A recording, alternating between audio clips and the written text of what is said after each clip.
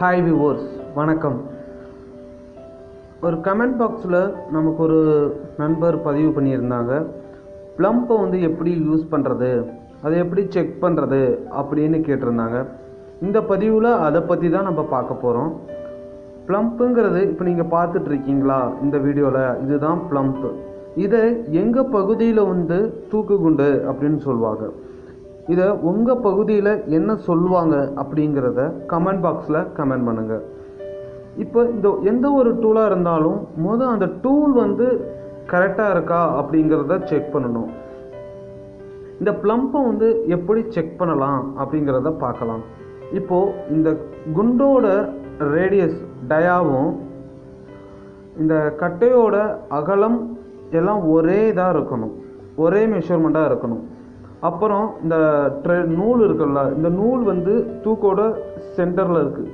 இதே மாதிரி அந்த கட்டையோட சென்டரில் தூக்கு குண்டோட நூல் இருக்கணும், நரம்பு இருக்கணும். இந்த நரம்பும் பார்த்திங்கன்னா ஜாயின் பண்ணியோ முடிச்சு போட்டோ அப்படிலாம் இருக்கக்கூடாது, ஒரே லென்த்தாக இருக்கணும். இப்போது இந்த சின்னதாக இருக்குது பார்த்திங்களா, இதான் நார்மலாக இந்த தூக்கு குண்டே நம்ம யூஸ் பண்ணலாம். இது நாங்கள் ஒரு பெரிய ப்ராஜெக்ட் பண்ணுறனால இதை ஒரு 3rd ஃப்ளோரில் இருந்தோ 5th ஃப்ளோரில் இருந்தோ யூஸ் பண்ணுறதுக்கு ஈஸியாக இருக்கும் அப்படிங்கிறதுக்காக இந்த ப்ளம்பை வந்து நாங்கள் யூஸ் பண்ணுறோம். இந்த ப்ளம்பில் இப்படி தான் செக் பண்ணணும்.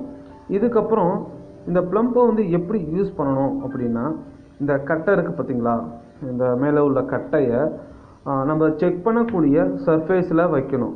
இது என்ன பேசிக்ஸில் இந்த ப்ளம்ப் வந்து ஒர்க் பண்ணும், கிராவிட்டி, புவியீர்ப்பு விசை மூலயமா, அதாவது ஒரு வெயிட்டான பொருள் கீழே போகும். இதில் உள்ள கான்செப்ட் இவ்வளோ தான். இது மூலயமா நம்ம எவ்வளோ வேணாலும் பர்பெண்டிகுலராக நம்ம மார்க் பண்ணலாம், செக் பண்ணலாம், எல்லாமே பண்ணலாம்.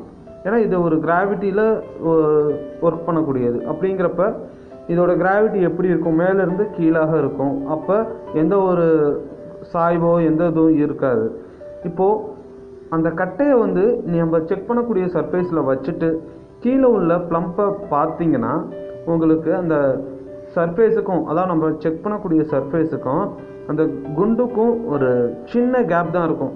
ஒரு ரொம்ப, அதாவது இந்த த்ரெட்டு தொங்க விடுறீங்களா, இதை விட மெல்லிசான ஒரு டிஸ்டன்ஸ் தான் இருக்கும். அதை நம்ம ப்ளம்பு யூஸ் பண்ண அதோட நம்ம எப்படி பார்க்குறோம் அப்படிங்கிறது தெரிஞ்சிடும். பார்த்தீங்கன்னா ரொம்ப மெல்லிசாக இருக்கும். இப்போ பாருங்கள், இதை வந்து நம்ம ஒரு ஃப்ரேமுக்கு வந்து செக் பண்ணுறோம். ஃப்ரேமோட டாப்பில் வச்சுட்டு கீழே வச்சிங்கன்னா அது வந்து எப்படி இருக்குது அப்படிங்கிறத பார்த்துடலாம், கரெக்டாக இருக்கா அப்படிங்க பார்த்துலாம். அதாவது தூக்குண்டோட உள்ள கேப் அதிகமாக இருந்துச்சு அப்படின்னா உங்களோட சர்ஃபேஸ் கொஞ்சம் உள்ள, அதாவது ரைட் சைடு வந்து சாஞ்சிருச்சு அப்படின்னு அர்த்தம்.